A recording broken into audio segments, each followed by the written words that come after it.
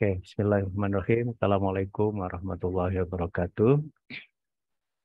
Waalaikumsalam warahmatullahi wabarakatuh. Alhamdulillahirrahmanirrahim. Today we can meet again in the subject of Indonesian history in the time of independent, liberal democracy, and guided democracy. Starting our lecture today, we are reciting together Basmalah. Bismillahirrahmanirrahim. Today we are going to listen the student presentation. There are the 5 students who will present their topic. Sorry. Firstly is Devi Olivia Puspita, and then Hannah Agrivia, and then Parisa Anwar, and then Dita Dwi Utami, and lastly Vanessa Rahma Wijayanti. Okay, for the first presenter, should be present the topic maximum 5 minutes. Okay, so please, the Devi Livita Puspita, time is used in 5 minutes.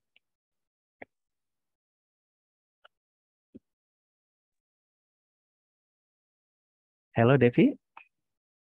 Halo, Pak. Ada hadir, Pak. Please, 5 minutes. Okay. Oke. Terima kasih sebelumnya kepada Bapak telah mengizinkan saya untuk presentasi. Izin saya screen terlebih dahulu. Oke.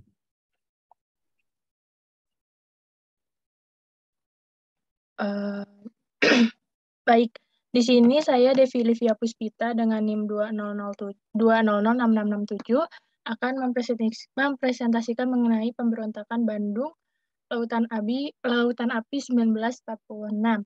Nah, di sini peristiwa Bandung Lautan Api ini adalah peristiwa di mana sekutu ini ingin merebut kota Bandung untuk dijadikan markas besar pertahanan mereka. Namun tidak semena-mena masyarakat di Bandung itu memberikan, maka ada perlawanan-perlawanan yang untuk memberontak para sekutu ini. Nah, pada 12 Oktober 1945, tentara sekutu, yaitu Belanda dan Inggris ini mendatangi Bandung dengan ingin melucuti senjata dari tentara Jepang yang sudah diambil oleh tentara Indonesia. Nah, awalnya sebenarnya asal mula sekutu datang ke kota Bandung ini untuk menegakkan ketertiban dan mengantisipasi aksi amuk massa terhadap tawanan yang pro terhadap Belanda.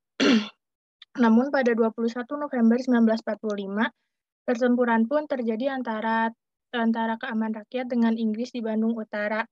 Nah, ini tuh yaitu McDonald itu ingin gitu semua senjata yang sudah diambil oleh tentara Indonesia itu diambil alih gitu. Selain itu menyuruh warga kota Bandung untuk mengosongkan wilayah di Bandung secepat mungkin. Namun hal tersebut terjadi karena yaitu tadi para sekutu ini ingin kota Bandung dijadikan markas besar. Nah, pada 24 November 1945, akhirnya ultimatum pertama pun diberikan gitu untuk mengosongkan Bandung Utara dengan batas rel kereta api harus dari batas rel kereta api sampai ke selatan itu harus dikosongkan. Nah, batas ultimatum ini diindahkan sampai tanggal 29 November 1945. Nah, apabila sampai batas waktu itu penduduk masih belum mengosongkan, maka mereka akan ditangkap dan akan ditembak mati. Lalu pada 23 Maret 1946, ultimatum kedua pun dikeluarkan gitu untuk mengosongkan Bandung Selatan, yaitu diperintah oleh Panglima Tertinggi AFNI di Jakarta, yaitu Letnan Jenderal Montagu Stopford yang memberikan ultimatum kepada Sultan Syahrir gitu. Nah, ini tuh dikosongkan dari pusat pengosongan itu dari pusat kota. Nah, yang boleh tinggal itu hanya pemerintah sipil, polisi, dan penduduk sipil yang di situ yang boleh tinggal gitu. Lalu ini tuh batas ultimatum ini tuh sampai tanggal 24 Maret 1946. Namun ultimatum itu tetap tidak dilaksanakan gitu, perintahnya itu tetap tidak dilaksanakan oleh para masyarakat di Bandung gitu. Nah, akhirnya pada 23 Maret pun muncul ada dua perintah dari Perdana Menteri dan oleh Jenderal Sudirman. Yang pertama, Perdana Menteri ini memerintah para pejuang itu harus mundur dari kota Bandung sesuai dengan perjanjian antara Indonesia dengan Sekutu yang saat itu berlangsung di Jakarta. Dan Jenderal Sudirman itu memerintahkan bahwa pejuang itu harus tetap mempertahankan kota Bandung sampai titik darah penghabisan.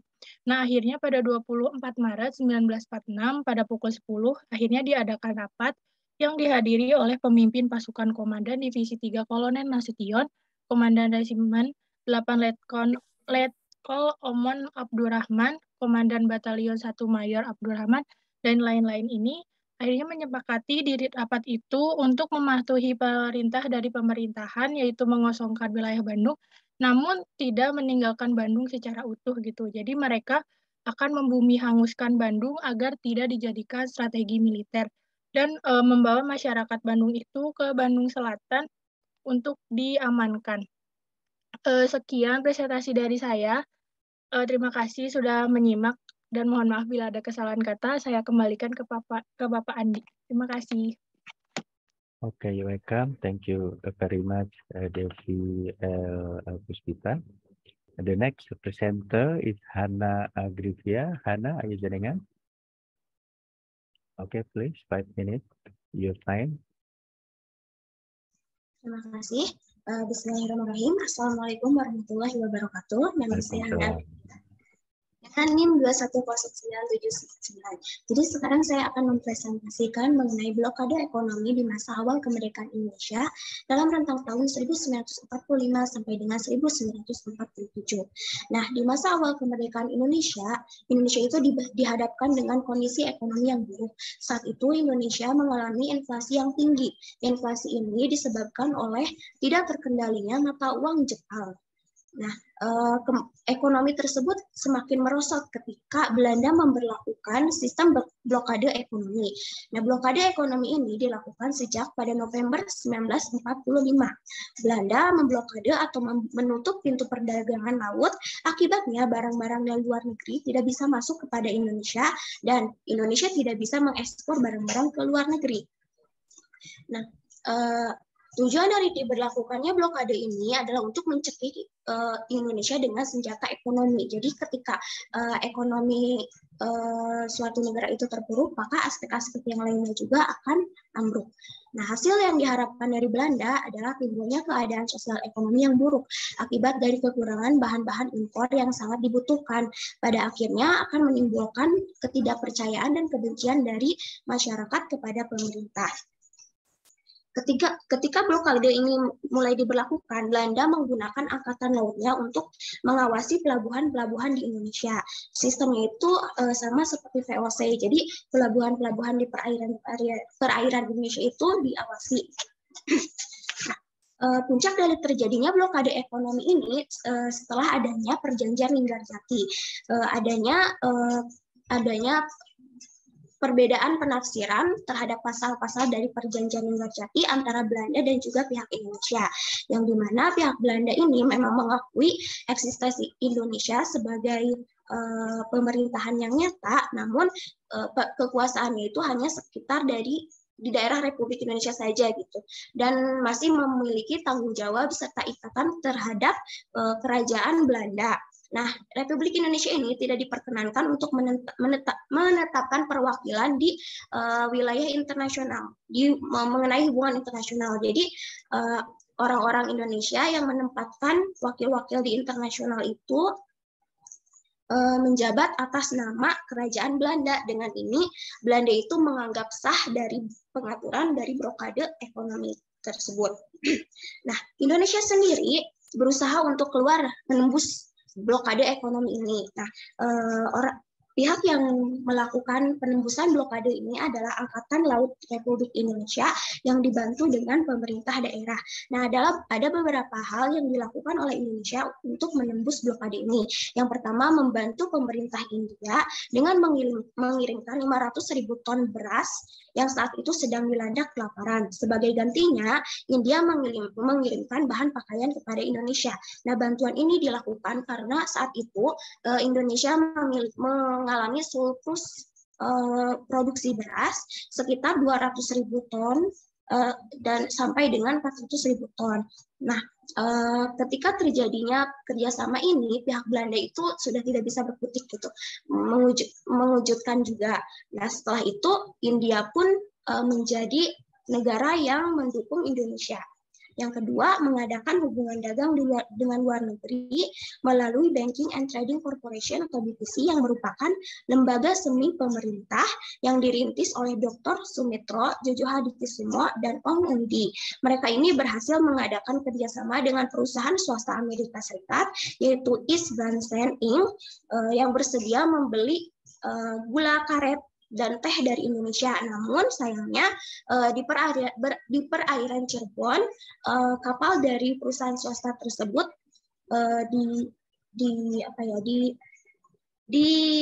dicegat. Yang ketiga yaitu usaha penembusan blokade ekonomi dipusatkan di Pulau Sumatera. Pulau Sumatera itu dekat dengan perairan Singapura dan juga Malaysia. Jadi saat itu Singapura itu dijadikan sebagai pusatnya untuk membuka kesempatan membuka kesempatan hubungan dengan negara-negara yang lainnya. Dan saat itu pun perairan Sumatera itu merupakan perairan yang luas sehingga tentara Angkatan Laut Belanda ini tidak bisa memberlakukan sistem dengan sangat ketat. Terbukti dengan memusatkan penembusan blokade ekonomi di Pulau Sumatera ini berhasil dibandingkan dengan di perairan di Pulau Jawa. Dan yang terakhir yaitu membentuk Kementerian Pertahanan Usaha Luar Negeri atau KPULN yang dipimpin oleh Ali Jayeng Prawiro. Nah, di tahun 1947 Indonesia ini berhasil membentuk kantor-kantor perwakilan Republik Indonesia di Singapura dan juga Malaysia. Dan dari sini pula Indonesia bisa membeli senjata dan juga perlengkapan perang serta menyelundupkannya tanpa dirampas oleh Belanda. Nah, saat meletusnya agresi militer Belanda pertama, itulah yang menjadi kesempatan besar bagi Indonesia untuk berhubungan dengan dunia internasional. Okay, Hana, your time was over. Please stop and. Terima kasih, Pak. Okay, you're welcome. Okay, the next presenter is Farisa Anwar. Farisa Anwar, are you joining us also? Okay, please 5 minutes. Baik.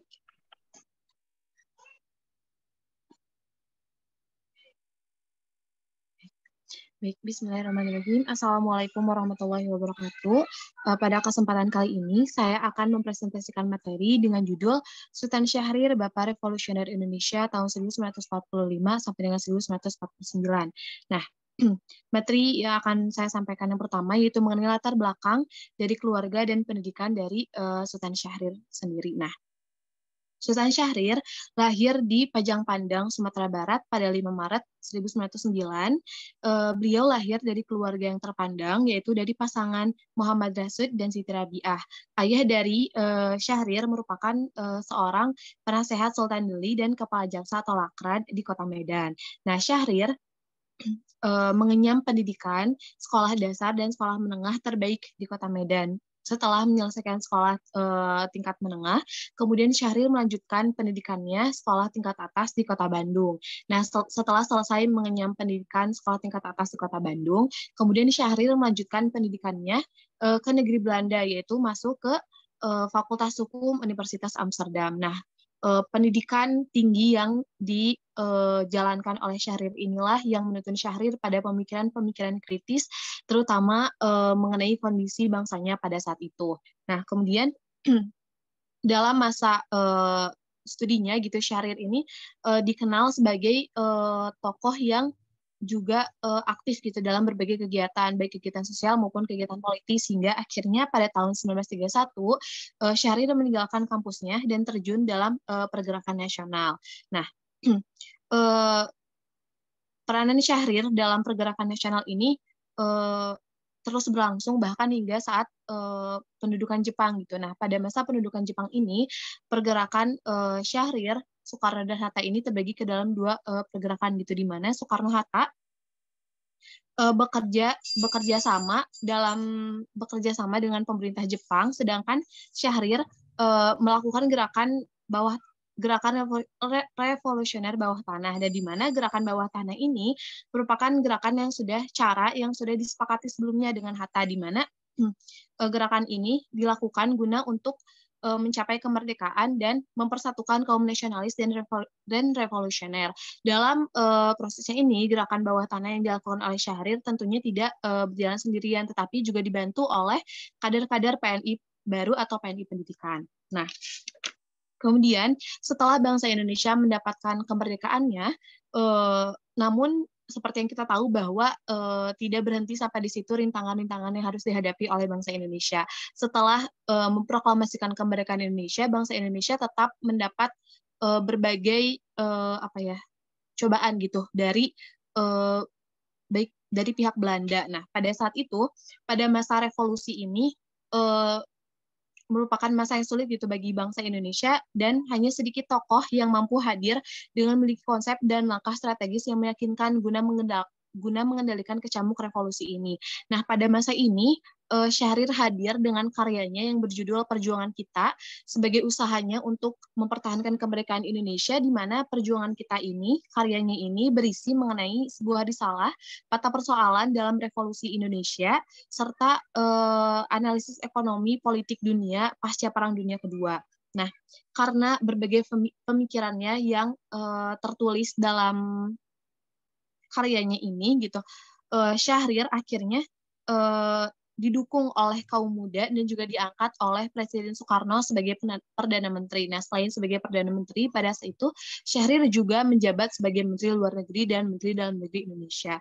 Kemudian bagaimana gitu perjuangan Syahrir dalam mempertahankan kemerdekaan Indonesia setelah dia diangkat menjadi Perdana Menteri. Nah, pada saat itu Syahrir memilih perjuangan melalui jalur diplomasi, di mana pada masa revolusi ini perjuangan dalam bidang diplomasi memainkan peran yang sangat penting. Nah, pemilihan jalur diplomasi ini didasarkan pada keinginan bangsa Indonesia pada saat itu, di mana tidak ingin ada pertumpahan darah lebih jauh, khususnya dari bangsa Indonesia gitu. Hingga hal ini menyebabkan kabinet Syahrir, baik kabinet 1, 2, dan 3 itu konsisten dalam memperjuangkan kedaulatan Indonesia lewat jalur diplomasi. Tentunya jalur diplomasi yang dipilih oleh Syahrir sebagai Perdana Menteri pada saat itu tidak berjalan mulus, bahkan banyak sekali mengalami pertentangan dari pihak-pihak yang menganggap bahwa diplomasi ini bukan jalan yang terbaik gitu yang bisa dilakukan oleh bangsa Indonesia. Nah, bahkan pada saat itu Syahrir juga sempat diculik oleh pihak-pihak yang tidak puas dengan keputusan Syahrir dalam melakukan diplomasi yang ia lakukan untuk mempertahankan kemerdekaan Indonesia gitu. Tetapi yang harus kita catat di sini bahwa perjuangan Syahrir ini untuk baik itu sebelum kemerdekaan bahkan sesudah kemerdekaan Indonesia gitu harus menjadi suatu hal yang kita selalu ingat dan merupakan perjuangan yang sangat besar gitu bagi bangsa Indonesia. Nah, mungkin itu yang bisa saya sampaikan. Mohon maaf bila ada kesalahan. Assalamualaikum warahmatullahi wabarakatuh. Waalaikumsalam warahmatullahi wabarakatuh. Perfect. Thank you very much, Farisa Anwar. The next presenter is Dita D. Utami. Dita, your time also 5 minutes, please. Terima kasih Bapak. Bismillahirrahmanirrahim. Assalamualaikum warahmatullahi wabarakatuh. Saya Dita D. Utami akan memaparkan materi saya yang berjudul Revolusi Fisik, Kiprah Perjuangan Jenderal Sudirman tahun 1945 hingga 1950. Pada tahun 1945 hingga 1950, Indonesia sedang mengalami revolusi fisik, yang mana pada saat itu kondisi Indonesia sedang dalam kondisi darurat. Nah, pada saat itu terdapat salah satu tokoh yang memiliki peran besar, yakni Jenderal Sudirman yang lahir pada tanggal 24 Januari tahun 1916.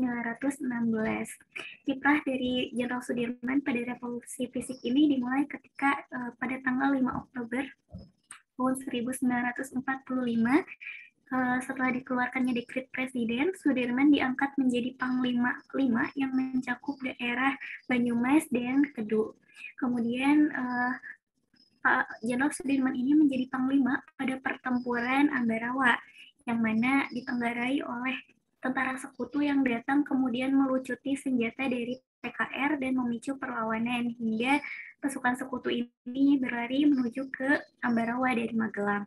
Nah, pada tanggal 11 Desember 1945, Jenderal Sudirman berkoordinasi dengan para komandan dan laskar PKR hingga akhirnya meletuslah pertempuran Ambarawa pada tanggal 12 Desember tahun 1945, dan Jenderal Sudirman menjadi Panglima atau memimpin jalannya pertempuran tersebut dengan menggunakan strateginya, yaitu strategi supit udang. Dan pada pertempuran ini pasukan sekutu itu kurung di benteng Nilem dan tidak bisa keluar dari Ambarawa. Pertempuran berlangsung selama 4 hari 4 malam dan berakhir pada tanggal 15 Desember tahun 1945 dengan kemenangan di pasukan Jenderal Sudirman. Nah, hingga hari ini tanggal 15 Desember itu diperingati sebagai Hari Infanteri. Nah, selanjutnya pada November 1945, Jenderal Sudirman terpilih menjadi Panglima Besar dan kemudian dilantik oleh Presiden Soekarno pada 18 Desember 1945. Tidak hanya itu, kemudian pada tahun 1947 pada masa agresi militer 1, Panglima Jenderal Sudirman ini menjadi komando dengan sandinya, yaitu Ibu Pertiwi memanggil, dan yang disebarkan melalui RRI, kemudian juga dengan strategi perang gerilyanya, beliau terpaksa menarik mundur 35.000 pasukannya pada perlawanan agresi militer 1 ini. Nah, selanjutnya juga pada tahun 1948, Jenderal Sudirman ini mengerahkan pasukannya di bawah komando Kolonel Abdul Haris Nasution untuk memberantas PKI Muso, dan berhasil ditumpas dalam waktu 2 pekan. Dan selanjutnya pada tahun 1948 ini juga Jenderal Sudirman terserang penyakit tuberkulosis yang cukup parah. Kemudian dalam kondisi tersebut Jenderal Sudirman ini tetap dengan kukuh bersikeras untuk tetap memimpin perang gerilya untuk melawan agresi militer kedua, meskipun oleh Soekarno sudah dilarang dan diminta untuk beristirahat. Nah, Jenderal Sudirman ini masuk keluar hutan, naik turun gunung, hingga akhirnya ditandu oleh para pengikutnya, tetapi tetap dengan kebesaran hati, dengan kelapangan jiwa dan kegigihannya, dengan semangat perjuangannya tetap memimpin pertempuran gerilya melawan agresi militer kedua ini, hingga pada tanggal 7 Mei 1949 ditandatanganilah naskah perundingan Rumruyan. Dan pada tahun 1950 Jenderal Sudirman wafat dan dikebumikan di TMP Kusuma Negara di Yogyakarta. Dan untuk menghargai jasa dari Jenderal Sudirman ini, pemerintah kemudian memberikan penghargaan sebagai gelar pahlawan nasional pada 20 Mei 1970. Demikian yang dapat saya sampaikan. Terima kasih atas perhatiannya. Wassalamualaikum warahmatullahi wabarakatuh. Saya kembalikan kepada Pak Sudir, Pak. Yeah, thank you very much, Dita Utami. The last presenter is Vanessa Wijayanti. Vanessa, your time also similar, 5 minutes, please. Ya, terima kasih kepada Bapak dan teman-teman sekalian. Di sini saya Vanessa Rahma dengan NIM 20080 akan mempresentasikan pematerian yang akan saya sampaikan. Nah, perjuangan mempertahankan kemerdekaan di Indonesia ini dilalui dengan 2 cara. Yang pertama adalah peperangan dan diplomasi. Salah satunya adalah diplomasi yang berhubungan dengan judul presentasi dari saya. Judulnya adalah Linggarjati, Jalur Diplomasi Indonesia. Nah, dalam KBBI sendiri, diplomasi merupakan urusan atau penyelenggaraan hubungan resmi antar satu negara dengan negara lain. Linggarjati sendiri merupakan suatu tempat yang berada di kawasan Kuningan, Jawa Barat, yang menjadikan nama lain perundingan Linggarjati ini merupakan perundingan Kuningan. Nah, perundingan ini dilatar belakangi akibat dari kedatangan Nica yang dibersamai oleh Afnei yang menimbulkan suatu pertempuran besar yang terjadi di kota Surabaya pada 10 November tahun 1945 yang hingga pada hari ini kita kenal sebagai Hari Pahlawan. Nah, perundingan ini diketuai oleh wakil dari Inggris, yaitu Lord Killard, yang merupakan seorang diplomat dari Inggris, dengan delegasi dari Indonesia yang meliputi dan diketuai oleh Sultan Syahrir yang tadi Saudara Ferisa jelaskan, Muhammad Rum, Sutanto Tirto Projo, dan Dr. Aka Gani, dengan delegasi dari Belanda yang disebut dengan Komisi Jenderal, yaitu Profesor Schermerhorn, Max van Poel, H.J. van Mook, dan F.D. Boer. Nah, perundingan ini terjadi ke dalam beberapa tahapan. Yang pertama, tahapan yang pertama adalah pada tanggal 7 Oktober pada tahun 1946, yang dimana pada pembahasan tanggal tersebut meliputi pembahasan mengenai gencatan senjata yang berkaitan dengan apa yang telah terjadi pada tanggal 10 November. Tahap kedua yaitu pada tanggal 10 November tahun 1946, yang mana agendanya ini menyepakati isi rancangan dari perundingan tersebut, yang mana pada proses penyepakatan ini sebetulnya Sultan Syahrir sebagai ketua dari delegasi Indonesia ini sempat menyesali langkah yang diambil Soekarno untuk menyetujui rancangan perundingan tersebut. Nah, pada tahap ketiga atau tahap terakhir ini pada 15 November tahun 1946, yang mana agendanya ini mengesahkan isi dari rancangan Linggarjati tersebut, yang mana menghasilkan 17 poin dengan isi pokok sebagai berikut. Nah, isi pokoknya dari perjanjian Linggarjati ini yang pertama adalah Belanda mengakui kedaulatan Republik Indonesia secara de facto atas Jawa, Madura, dan Sumatera. Yang kedua, Republik Indonesia dan Belanda akan bekerja sama untuk membentuk RIS atau Republik Indonesia Serikat, yang salah satu negara bagiannya adalah Republik Indonesia. Dan yang ketiga adalah Republik Indonesia Serikat dan Belanda akan membentuk Uni Indonesia Belanda dengan Ratu Belanda sebagai ketuanya. Nah, tentunya perjanjian Linggarjati ini memiliki dampak yang cukup signifikan bagi Indonesia. Dinilai bahwa perundingan Linggarjati ini merugikan Indonesia, sebab berkaitan dengan pengakuan de facto yang sudah tadi saya jelaskan, di mana pengakuan ini hanya meliputi Jawa, Madura, dan Sumatera saja. Namun Sultan Syahrir sebagai delegasi Indonesia beranggapan bahwa ini merupakan suatu langkah awal yang diperlukan oleh Indonesia guna untuk mendapatkan suatu kedaulatan yang penuh atas Belanda. Juga melalui perjanjian ini Indonesia mendapatkan banyak sekali dukungan dari dunia internasional. Tetapi rupanya setelah perundingan ini disahkan, justru terjadi suatu yang lebih besar dikarenakan Belanda tidak mengindahkan hasil dari perundingan Linggarjati dan melanggar perjanjian tersebut. Salah satunya adalah dengan melancarkan operasi militer atau yang kita kenal hari ini sebagai agresi militer Belanda yang pertama. Akibatnya Belanda mendapatkan banyak kecaman dari dunia internasional atas tindakannya tersebut.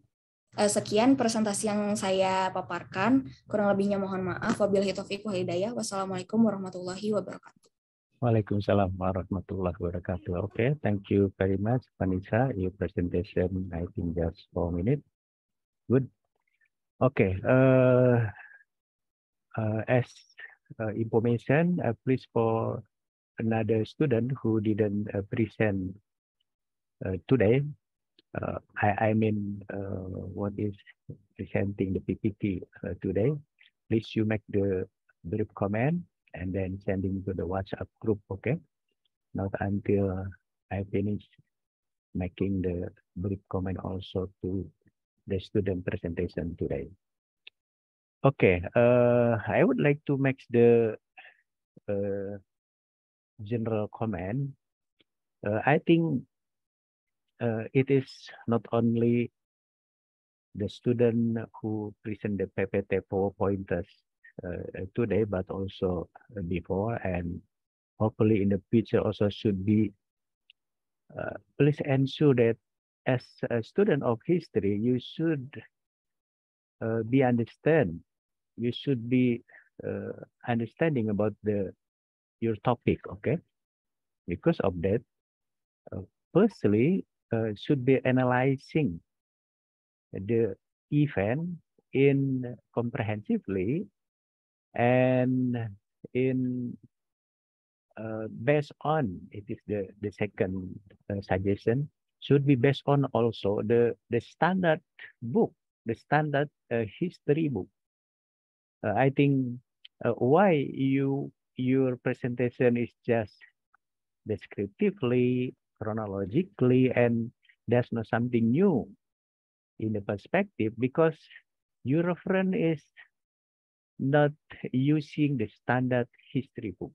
Okay, so this I would like to suggest you to using the standard book in order you can explaining about your topic comprehensively, analytically, and so on and so forth. Okay. Okay. I would like to say, for example, and comment and also suggestion one by one. Firstly, okay, this is Devi Livia Puspita. Okay. Your title is Pemberontakan. Pemberontakan Bandung Lautan Api. Who is rebel here?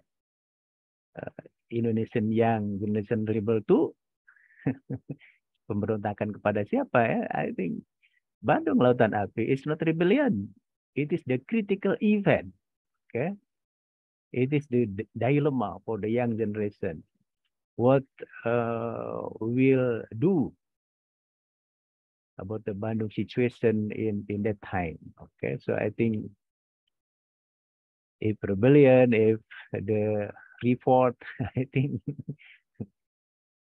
if your title like this, it is meaning that Bandung people report to the maybe the Indonesian government, particularly Prime Minister Sultan Syahrir, okay, maybe to the Major, the Wali Kota Bandung, and so on and so forth, maybe to the British. There's also no rebellion, no against directly to the British and also Britain and also to the Dutch. Okay, so I think the terminology of pemberontakan is not exactly properly. So please you select or find out another terminology related to your topic. Okay. Okay, so it is about the title. And your analysis also similar, still descriptively, chronologically, okay? Should be analysis based on cause and effect. What happened with the Bandung Lautan Api in March 1945?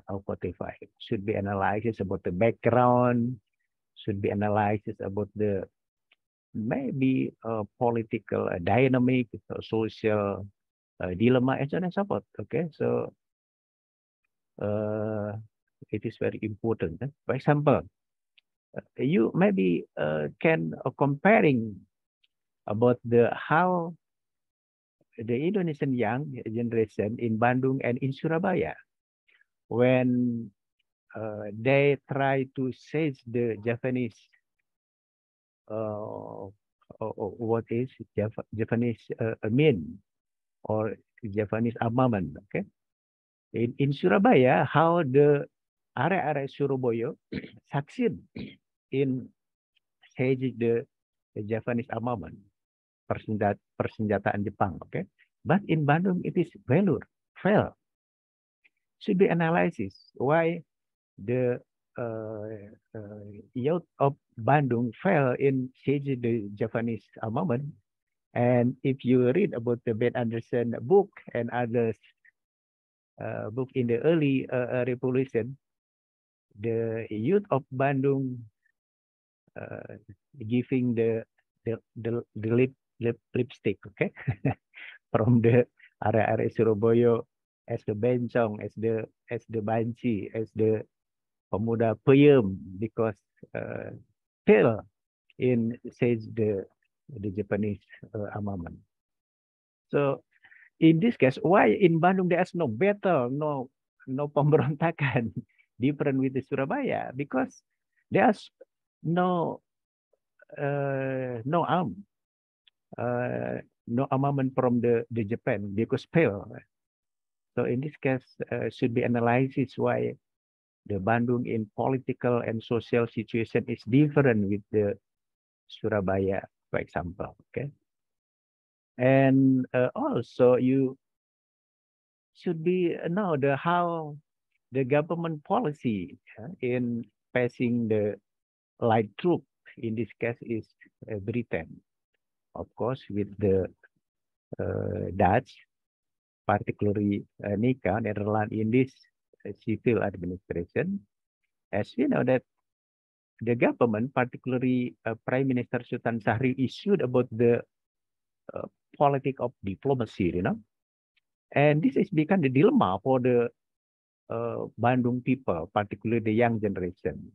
In one hand, the government politics is a policy negotiation. So because the politics of diplomacy, so that according to government, it is the Bandung people, particularly the young generation, should be out from the Bandung city. Because according to Britain, as the lead of light poles, Bandung is not satisfied because the movement of the Bandung people, particularly the young generation. Okay, so I think it is the dilemma for the youth of Bandung. In one hand, should be following about the government policy in diplomacy. In other hand, how this is Bandung is our city. How we can giving this city to the light troop? It is not fair. Because of that, there's the action from the youth of Bandung, the young generation of Bandung, to make Bandung a sea flame, okay, Bandung lautan api. But please ensure that not all area, not all building in Bandung can be firing by the youth, okay. Yes, maybe just the ordinary people house in Cicadas, okay, in Dayakolot. Not all area in Bandung firing. Kantor pos still okay. Preanger, Homan is okay. Not firing by the youth. So please ensure that the event of Bandung Lautan Api, it is not meaning that all Bandung area was burning by the young generation of Bandung, okay? And maybe also you listen about the song of Bandung Lautan Api, okay? Sekarang sudah menjadi lautan api, mari Bung rebut kembali. It is fiction or reality? Because since 1946, all majority of Bandung people should be out from the Bandung city, including also the young generation. So Bandung city occupied by the light troop until 19 and also by the Dutch colonial government until 1950, until ending the Indonesian Revolution. So Bandung cannot be reoccupied by the young generation of Bandung. Okay? So, Bandung tidak bisa direbut kembali sampai akhir kemerdekaan tetap diduduki oleh Belanda.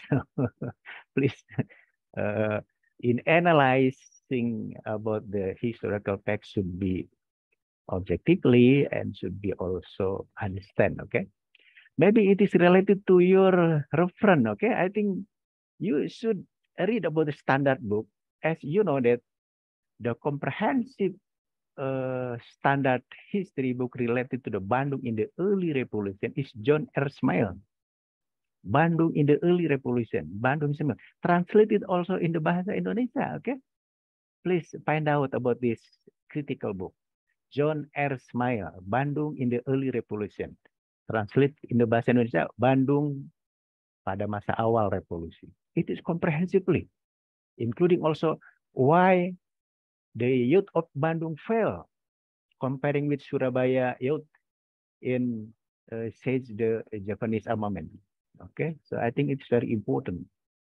Of course, you should also read about the George McTunan Kahin book. It is a standard book. Okay, Nationalism and Revolution in Indonesia, translated also in the Bahasa Indonesia. You should read also the role of pemuda, the role of young generation in the time of revolution.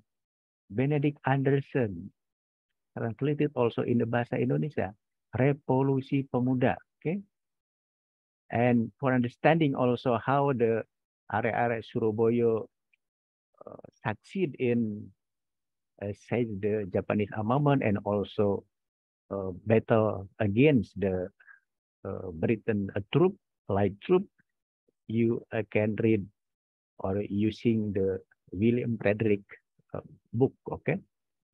Pandangan dan Gejolak Masyarakat Surabaya.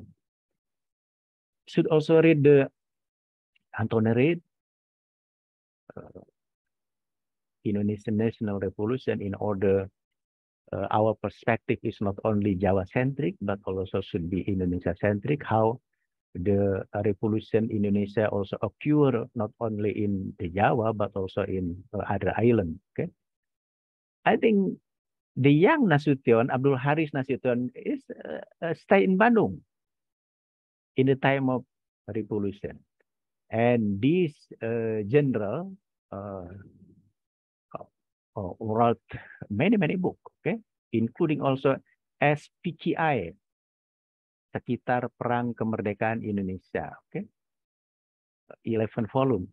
Should be read how the Bandung condition in the early revolution. SPKI, SPKI, Sejarah PKI, SPKI, Sekitar Perang Kemerdekaan Indonesia, 11 volume. Should be read. This is very critical. How Nasution as the young generation in Bandung and also engaged or involved in the guerrilla, in the war with the Dutch colonial government, and also should be moved, should be hijrah from Bandung to Yogyakarta. It is good experience about the General Abdul Haris Nasution, okay? Of course, you should also read my book, Indonesian Revolution in the News and Views. It is very important, particularly how the diplomacy policy criticized by many groups, including also from the journalists through their newspaper. Okay. The Reclap book also very important, Modern Indonesian History, including also, of course, SNI, Sejarah Nasional Indonesia as standard history book in the time of New Order, and the IDAS, okay, Indonesia dalam Arus Sejarah as the history standard book in the time of Reform era. Okay, Devi Puspita, do you understand? Please don't pemberontakan. Memberontak pada siapa ya? Pemudanya juga menyingkir keluar Bandung ya. Okay, the next is Hana Agrivia, blokade ekonomi masa awal kemerdekaan. Okay, I think it is not yet clear. Blokade by whom? Okay, I think if you see about your reference, just into reference, they are clear. Blokade Belanda or blokade ekonomi Belanda. But you blokade ekonomi, who is blockade? The Dutch, the Indonesian Republic, the Allied troop, your own self. It is not clear about your title, okay? And similar also, your explanation, your analysis is still descriptively and chronologically, okay?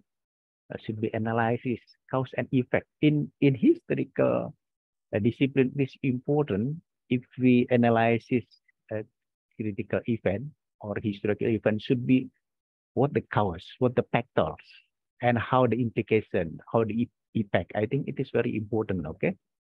So if you want to the economy political condition in the early period of Indonesian Revolution should be also see how the Japanese occupation, Japanese administration divided our Indonesian territory, Indonesian archipelago. It is different with the Dutch colonial government.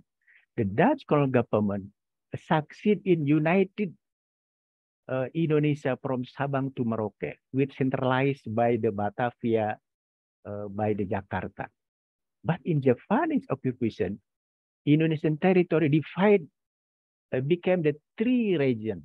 Okay, Java and Madura, it is one region, and managed by the Japanese Army 16, Tentara Angkatan Darat 16. Okay, it is one political entity, and then Sumatra Island united with the Malay Peninsula.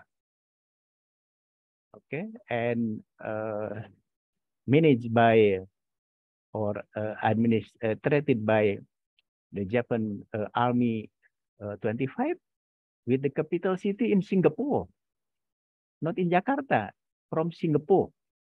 So it is different political or administrative entity between Sumatra united with Malay Peninsula. Okay, and then other island, Kalimantan, Sulawesi, Bali, Little Sundanese Island, Maluku Island, and Papua, administrated by the Japan Naval, Angkatan Laut Jepang, okay? And the capital city is Makassar. So I think it is, you can understand also including when you analyze, for example, why in the Linggajati agreement, the Dutch government or the Netherlands government just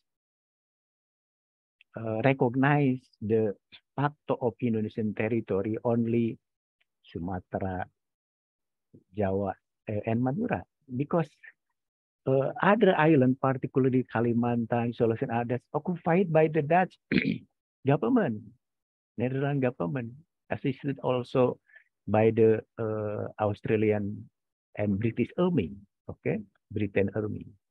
So should we understand about the social and political condition in the last Japanese occupation and also in the early period of Indonesian Revolution. Okay, and as you mentioned, okay, that they asked the Sultan Syahrir not only as Prime Minister but also as the Home Affairs Minister, Menteri Dalam Negeri, okay, and Foreign Minister.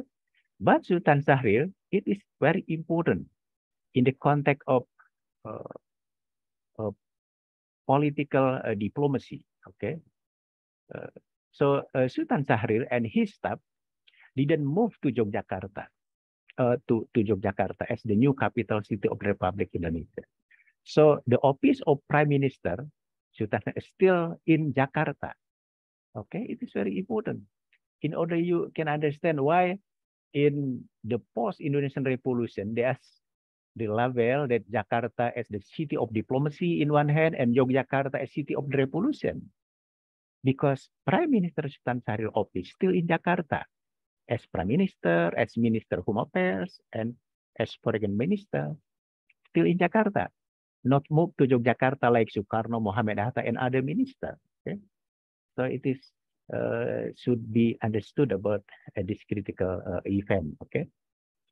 And about the result of Linggajati agreement, you didn't also analysis. I think it is very important, particularly why the Dutch or the Netherlands government just recognize de facto Indonesian territory only Sumatra, Java, and Madura Island. Okay.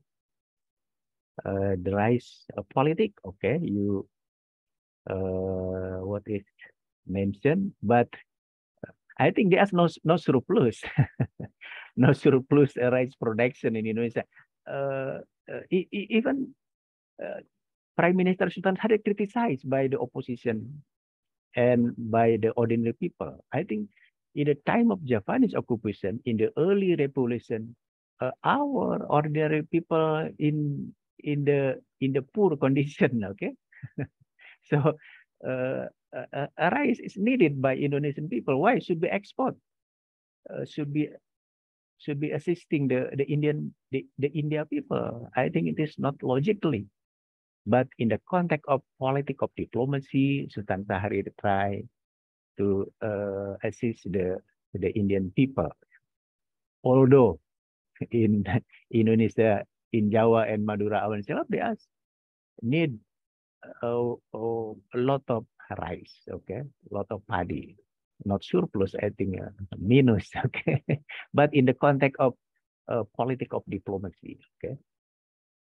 And finally, also you didn't analyze this, okay, because your period is in 1945 to 1977. It is very important about the first Dutch military aggression, particularly with they mention as the production operasi produk, okay, by occupy the Sumatra, West Java, and East Java, because this is the center of plantation for the Dutch colonial government. In Sumatra, there's many plantation, perkebunan, okay, and also oil. In Palembang, West Java, also there's the many plantation. In East Java, so the Indonesian territory by the first Dutch military aggression is only Yogyakarta and surrounding area. I think it is very important in the context also how the economic blockade conducted by the Dutch military or the Netherlands government, okay. And it is also similar, maybe your reference is not yet based on the standard history book. There's available your two sources. One of them is the SNI, okay, but I think it is not yet a standard book, okay. Please should be read the Kehin book, James McStunan Kehin. I think it is classical study related to the Indonesian Revolution, because Kehin, I think, as young generation, in 20 years old, engaged, involved in the Indonesian Revolution from USA, from America, Syarikat coming to Yogyakarta in the context to research, and then finally writing his dissertation, became the Nationalism and Revolution in Indonesia. I think it's a good book, not only witnesses and also based on the primary resources, okay, and also interview with the prominent leaders of the Republic of Indonesia. Okay, Kehin book. Anderson book Revolusi Pemuda should be also read, and William Frederick, Anthony Reid, okay, related to what is Linggajati agreement, should also read about the Anak Agung Gede Agung. I think as the official who service in the foreign minister, okay, including also L. Tobing about the what is Linggajati agreement, okay, and because in the context of early Indonesian Revolution, there's the role of the Sultan Syahrir as prime minister. You should read about the biography of Sultan Syahrir, okay. Sultan Syahrir ourselves made the autobiography, Renungan dan Perjuangan, okay. Should be read. I think his autobiography, including also the biography written by foreign scholars, for example, Rudolf Mrajek about the Sultan Syahrir, okay, including also John Lane about the Sultan Syahrir. I think very comprehensively the position and role, how the Sultan Syahrir as prime minister, as foreign minister, as minister of home affairs, having the critical role in the time of Indonesian Revolution, particularly in the early period. Okay. My book also should be read because concern about the political dynamic of the news people in the time of Indonesian Revolution, including also the Reclap book, Modern Indonesian History, and also IDAS, okay, Indonesia dalam Arus Sejarah, as the standard history book in the time of Reform Era. Okay, Hana, do you understand? Okay, please, your title should be clear. What does it mean, blockade economy by whom? Okay. Next, Perisa Anwar Sahrir, Bapak Revolusioner Indonesia. It is also not understand about the position and role of Sultan Syahrir. Okay, Hana, what do you mean about the revolutionary? I think if we analyze about the Sultan Syahrir role, he not as the revolutionist. He's the diplomat. Diplomat is different with the fighter, okay? If you mention about the Tan Malaka, Jenderal Sudirman, I think revolutionary. Because he engaged involved in the war, in the battle, okay? If someone is bargaining, negotiation, talking about, I think it is not revolutionary. It is the diplomat, okay? Diplomat, okay? Negotiation, bargaining. Revolutionary, if you involved in the battle, war, I think it is revolutionary, okay? So your title is contradict with your analysis because Sultan Syahrir is the figure of diplomat, not as the fighter, okay? Not as the revolutionist. And I think his critical event in the time of Indonesian Revolution also until 1947, not until 1949, okay? Because in his cabinet 3, okay, he should be stepped down and then replaced by the Prime Minister Amir Saripudin, okay, in 1948. So I think maybe Perisa didn't yet understand about the figure of Sultan Syahrir, okay? And your explanation also still descriptively, chronologically, okay, not yet analysis based on the cause and effect, okay? Including also the background of Sultan Syahrir, particularly his education. Remember, please, that when Sultan Syahrir as the young generation and study in Senior High School, his Senior High School in Bandung. Okay. Muhammad Hatta, Syahrir, Soekarno, most of Indonesian figure, prominent figure, when young, still young, in Senior High School and also in higher educational institution, studied in Bandung. Okay, so Bandung is a critical city, important city for many prominent figure of Indonesian. What is Indonesian prominent figure? Okay, so and as you know also that Sultan Syahrir didn't finish his study in the Netherlands because of that. Different with Muhammad Hatta, who undergraduated from the economy, or Soekarno graduated for Technical Hogeschool or ITB, became the engineer. Okay, meanwhile Sultan Syahrir is no degree. Okay, it is very important.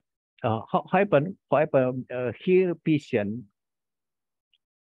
His thinking is very critical in the time of revolution. Okay, particularly I think when, as you know, in 1930s, when there's the split between the PNI, there's the as we know that by arresting Sukarno, arrested Sukarno by the Dutch colonial government, and then Sukarno exiled to the Ende.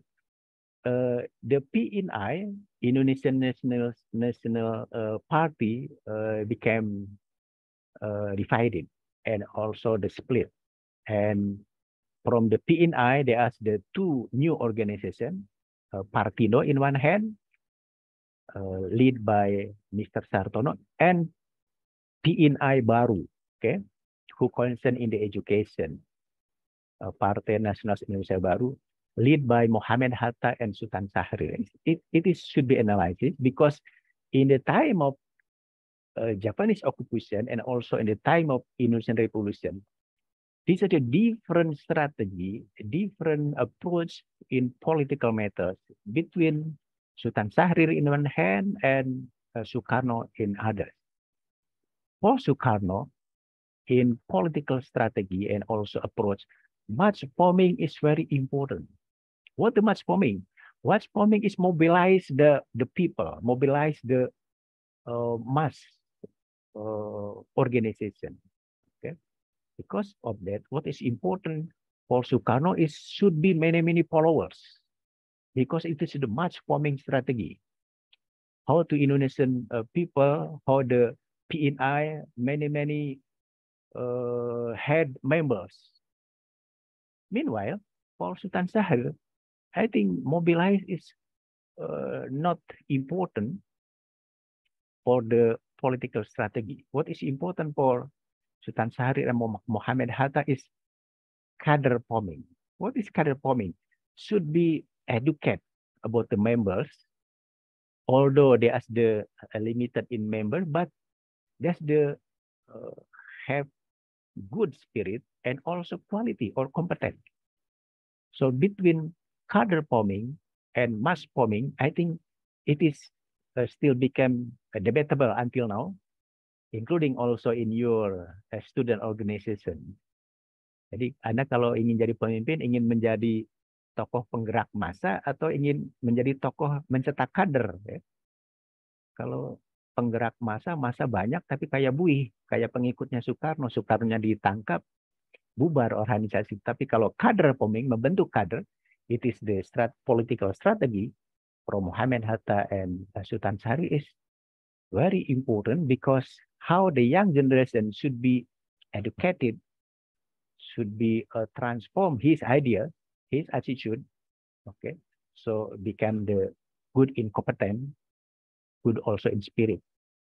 And because of that, when they asked the general election in 1955, okay, the PNI, the NU, the Masumi is good in research, but Partai Sosialis Indonesia, Indonesian Socialist Party, owned by Sultan Syahrir, they're not popular because Syahrir concentrate in political strategy with the cadre forming, okay, not much forming. I think it should be also analysis if you want to understand about the political background about the Sultan Syahrir. But remember, please, he not as the father of revolution, father of revolution of Indonesia. Okay, it's father of diplomat, father of the bapak diplomasi Indonesia, bukan bapak revolusi ya. Okay, it is also similar. Maybe your reference is still limited. There's the 3 sources. Okay, but should be 10. Sources, particularly the standard book, Kahin, okay, Anderson, William Frederick, Anthony Reid, Anak Agung Gede Agung, because it is about the Linggajati Agreement, L. Tobing, biography and autobiography, Sultan Syahrir, Syahrir Agung Salab wrote his autobiography, Renungan dan Perjuangan, okay, Rudolf Mrajek, John Ledge, it is the author of the Sultan Syahrir biography, including also my book, Indonesian Revolution in the News and Views, and the Reclap book, SNI and IDAS. Okay, it is standard book. It should be read by the student of history. If the student of history didn't read this book, I think you are not different with other students. Maybe you just the political science student, okay, or sociology student and others, okay. The student of history should be read about the standard historical book, okay. It is very important. Next, Dita Dwi Utami, revolusi fisik. Physical revolution. I think it is also, what is different between physical revolution, mental revolution? So please should be using the academic terminology, okay? I think because in the time of revolution, there's not only physical matters, mental matters, spirit matters, not only war, not only perang, but also diplomacy, negotiation, okay? So there's multi-dimensional aspect in the time of revolution, okay? So maybe your title should be revised and modified. Your explanation, I think it is similar, still descriptively and chronologically, okay? And if you talk about the General Sudirman, okay, I think there's many critical events in which General Sudirman engaged in this event, okay? You should be analyzed also when the Sultan Syahrir issued about the diplomacy policy, how reaction about the General Sudirman. I think it's very interesting because General Sudirman didn't agree with the Sultan Syahrir policy about the diplomacy. Because of that, General Sudirman following the Persatuan Perjuangan (PP) led by Tan Malaka, okay, in which Tan Malaka slogan, Tan Malaka program, Indonesia should be recognized by the Dutch or Netherlands government merdeka 100%, merdeka with the 100%, no less, tidak kurang, okay? Because as we know in Lingga Jati Agreement, Sultan Syahrir, what is the Dutch colonial government just recognize Indonesian territory only Sumatra, Jawa, and Madura. According Tan Malaka, including also General Sudirman, Indonesia should be recognized by the Netherlands government, not only Sumatra, Jawa, and Madura, should be whole Indonesian island. So I think the Persatuan Perjuangan as the opposition group led by Tan Malaka, including also General Sudirman, following this opposition group is very important, including also what is critical event in the time of revolution about the 3 July 1946 affair. Okay, peristiwa 3 Juli, I think it is very important. It is maybe the first coup in political matters in which the opposition leaders want to replace Sultan Syahrir as prime minister because he always negotiation, bargaining, diplomacy, conducting diplomacy with the Dutch government, okay? And I think about the guerrilla war, it is not the idea of Jenderal Sudirman, okay? The guerrilla war is initiated and what is work of the General Abdul Haris Nasution, okay? And Madiun Affair, it is very critical for General Sudirman. He become the dilemma, okay? Sudirman said in Madiun Affair, the critical role is the military, similar with the G30S 1945. The initiator, or the mastermind, the actor, most of them is army. And Sudirman said, there is all my son. Semuanya anak-anak saya. Okay. Because of that, how the Madiun Affair suppressed by the Indonesian government, the actor to suppress this PKI is not General Sudirman, but Abdul Haris Nasution from Siliwangi. Okay, So I think Madiun Affairs is dilemma for Jenderal Sudirman. Because of that, if we read about his biography, Jenderal Sudirman after Madiun Affair become sick, okay, sickness, sakit, yeah, because not only physically, revolusi fisik, but also mentally, psychologically, okay, about the how between army ourselves, there's the clash, there's the conflict, and there's many victims in the Madiun Affairs, okay, dalam peristiwa Madiun, okay, so including also, I think it is very important about the second Dutch military aggression in 1948. Why?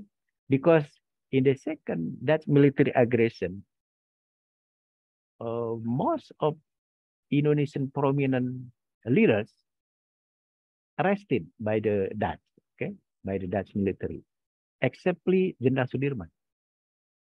So in this context, there's the a different attitude between the civilian leaders and military leaders. So according Jenderal Sudirman,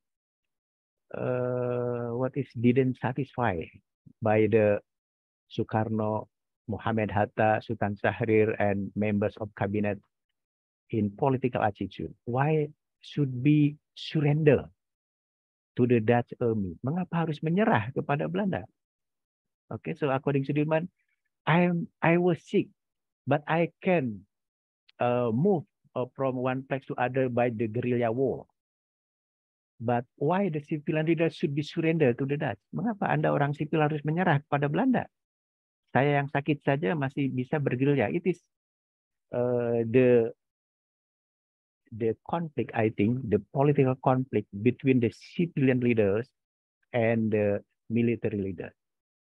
Because of that, when in the time of guided democracy, 1960s, in which Sukarno claimed as the pemimpin besar revolusi, I think the young army, the young military,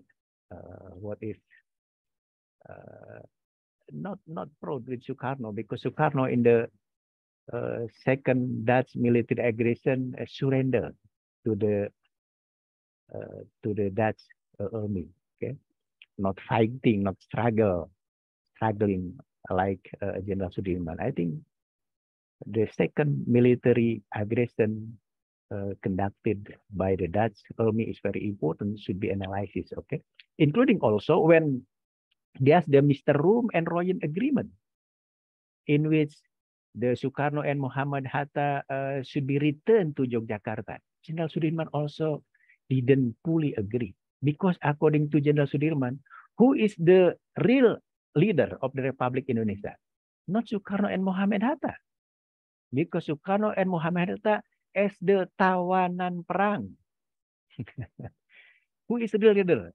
Real leaders for the Republic of Indonesia, according to Jenderal Sudirman, is Mr. Sapruddin Prawira Negara, who lead the PDRI, Pemerintahan Darurat Republik Indonesia in Bukit Tinggi in Sumatera. So I think should be analyzed also about Rum-Royan agreement result. Okay, not chronologically, descriptively, something there's no problem. It is the big problem for the Indonesian military. Okay, and finally you said that Jenderal Sudirman became the national hero in 1970s, right? Meanwhile, he passed away in 1950. The critical question is why the national hero for Jenderal Sudirman recognized in 1970s, not in 1950s, for example, or 1960s. Okay, it should be analysis. Although you said Jenderal Sudirman is the revolusi fisik and so on, but he considered as the national hero just in 1970s, in the time of new order government, not in the guided democracy, not in the time of liberal democracy, guided democracy, or in the time of Sukarno administration, but in the Suharto administration, okay, should be analysis. It is meaning that the critical role of General Sudirman in the time of revolution, I think issued in the time of New Order, because the boss of New Order, the president of New Order is the military. Anak buah General Sudirman, that is General Suharto. Okay, it should be analysis. Okay, I think it is also because your reference is just one source, one book or article in a journal. Okay, should we read about the biography of General Sudirman. Professor Salim Said is the author of General Sudirman biography. Should be read this book, standard book. Okay, do you know Professor Salim Said always analyzes about the G30S 1945? Please searching in YouTube. Okay, I think Professor Dr. Salim Said is author General Sudirman biography. Okay, should also read the Kahin book, Anderson book, William Frederick, Abdul Haris Nasution. Okay, the SPKI sejarah what is sekitar perang kemerdekaan Indonesia, should be read. And also my book and the Klep book, Isin I and Ida. Okay, I think because you didn't yet reading this standard book, because of that your analysis, your explanation is still descriptively and chronologically. Okay.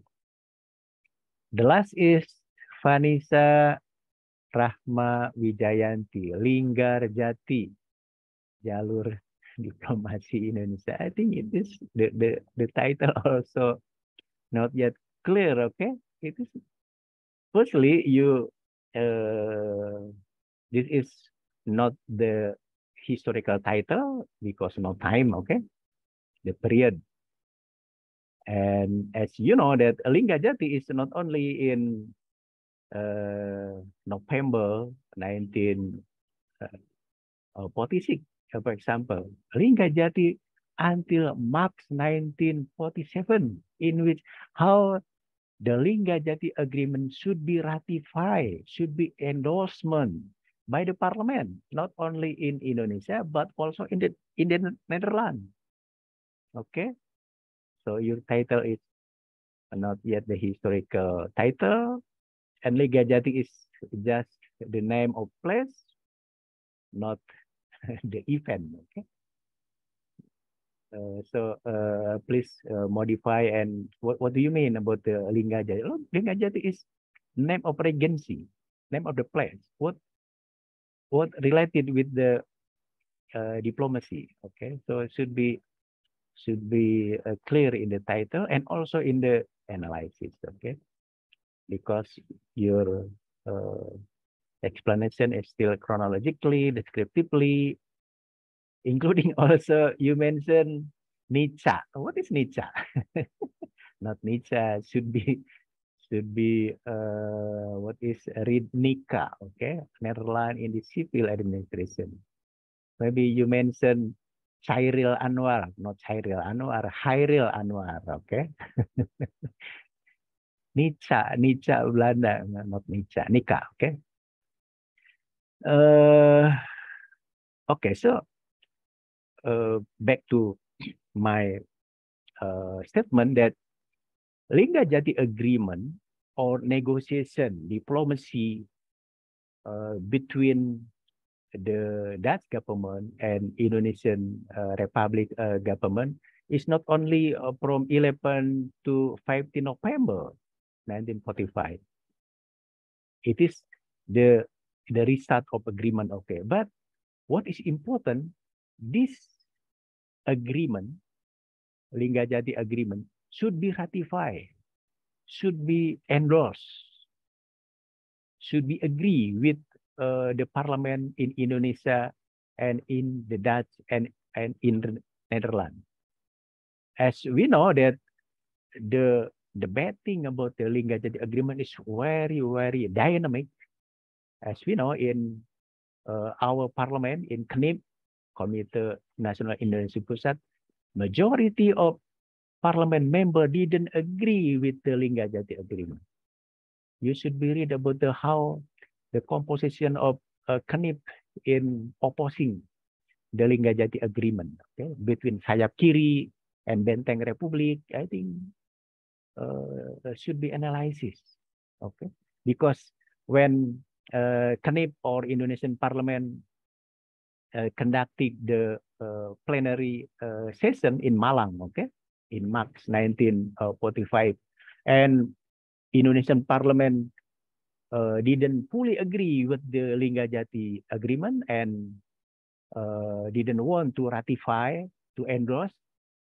In this context, Vice President Mohammed Hatta was angry to the parliament members, okay, and Vice President Mohammed Hatta said, if you didn't endorse the Linggajati agreement, me as Vice President and Sukarno as President will be stepped down. Please you searching and electing the new President and Vice President. Jadi Muhammad Hatta sampai ngancam tuh pada anggota parlemen ya, kalau Anda nggak mau menyetujui perundingan Linggajati, saya dan Soekarno akan mundur. Cari presiden wakil presiden baru yang menurut Anda bagus. It is become the Linggajati agreement finally endorsement, ratifying by the parliament members because they are the angry of Muhammad Hatta. Okay. It should be analysis. I think it's very important. So Linggajati agreement is not only descriptively blah blah blah. No, it is the dynamic political dynamic. Okay, about this Linggajati agreement. The place was not in Linggajati when the parliament plenary session in Malang, okay, in East Java. Okay, so including also, for example, why the Britain, in this case, is the figure of Lord Killen, want to be the middleman, the referee between the Dutch government and Indonesian Republic. It should be analyzed, okay? Because as we know, Britain, particularly in the post-Second World War, it is become the crisis in economy and politics. And in the post-Second World War, Britain not become the superpower, replaced by United States of America and Soviet Union. So Britain, who in the 19th and 20th century as the superpower in the world, after Second World War, the Britain policy is the process of decolonization. Okay, because of that, Lord Killen and also Britain light troop want to escape from Indonesian territory. It is wooden. It is the economic crisis in UK ourselves. So should be solve the conflict between the Dutch and the Indonesian. Because of that, Britain in this case is Lord Killen is able to be the middleman, to the referee, initiator, in order the representative of the Indonesian Republic and the representative of the Netherlands government should be negotiated, should be beginning, should be conducted the diplomacy action. Okay. And finally, also why Linggajati agreement, after ratified by the Indonesian Parliament, including also the Netherlands Parliament, finally there's the friction, the different interpretation between the Indonesian government and the Dutch government. Should be analysis. What kind of differentiation between the Dutch perspective and the Indonesian Republic perspective? Should be analysis, because this is become the factors why the Dutch army in July 1947 conducted the aggression, the first military aggression, in which Sumatra, West Java, East Java occupied by the Dutch old me. Okay, because there is different interpretation between the content of the Lingga Jati agreement. Okay, should be analysis. What kind of what differentiation? Okay, interpretation. I think it is very important.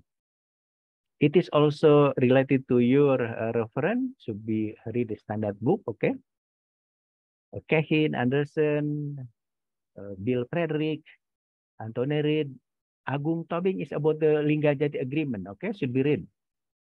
Biojati Sultan Syahrir, Biojati Lord Killen, Biojati of Skelmohon as the representative of the Dutch government. Okay, Sultan Syahrir, Awan Philip wrote his autobiography. Rudolf Mrajek, John DeLedge, my book, Harry Clapp, Isin I, and Idas. Okay, I think by reading the standard history book, maybe your explanation, your analysis, not only descriptively, chronologically, and not giving something new perspective about your topic. Okay, if you analysis about the critical event in the history and you didn't giving the new perspective, I think maybe your people is similar with the non-student what is of history. Okay, so as the student of history should be different in analyzing historical event with the student for example, political science, sociology, and so on and so forth. Okay. Okay, I think that's my comment, my suggestion, my recommendation to the student presenter today. Please you modify not only your title, okay, should be good in title and also in analysis, in explanation. And you can analyze it good, I think, if you refer here, if you source historical book should be standard. Okay, of course, not only the books, but also the article in the journal. Please ensure that author in the article in the journal also should be expert in his field, in his discipline. So like me, maybe as the student of history should be referred my work if you're talking about the history of these people in the time of revolution. I'm not expert in the history of women. I'm not expert in the history of, for example, what is maybe history of social banditry and so on and so forth. So when you using the article in the journal also should be see who is the author. Okay, should be expert in his discipline, in his field. Thank you very much for your attention, and let's ending our lecture today by reciting together also Hamdalah. Alhamdulillahirabbil alamin. Inshallah we will meet again in the next week. Next week we will conducting the mid examination. Okay, mid examination in online. So in the next week and after mid examination, we will continue again for the discussion or a student presentation session. Thank you very much for your attention. Assalamualaikum warahmatullahi wabarakatuh. Waalaikumsalam warahmatullahi wabarakatuh. Terima kasih banyak, Bapak. Okay, you're welcome. We can leave from this Zoom meeting. Thank you, sir. Okay.